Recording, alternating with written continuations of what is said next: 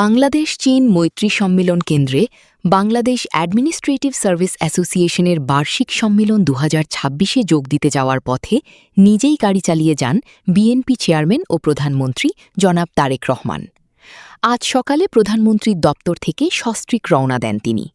সাধারণত এ ধরনের উচ্চ পর্যায়ের সরকারি সফরে কড়া প্রোটোকল এবং নিরাপত্তা ব্যবস্থার মধ্যেই যাতায়াত করা হয়। তবে আজকের এই যাত্রায় দেখা যায় এক ব্যতিক্রমী চিত্র। চালকের আসনে নিজেই বসেন তারেক রহমান। পথিমধ্যেই বিভিন্ন গুরুত্বপূর্ণ সড়ক অতিক্রম করার সময় নিরাপত্তা বহর তার সঙ্গে থাকলেও গাড়ির স্টিয়ারিংয়ে প্রধানমন্ত্রীর উপস্থিতি সবার দৃষ্টি আকর্ষণ করে।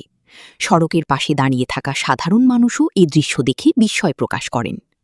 বিশ্লেষকদের মতে প্রধানমন্ত্রীর এই উদ্যোগ একদিকে যেমন প্রোটোকলের বাইরে একটি মানবিক ও স্বাভাবিক দিক তুলে ধরে, তেমনি এটি জনসাধারণের সঙ্গে সংযোগের এক ভিন্ন বার্তাও বহন করে।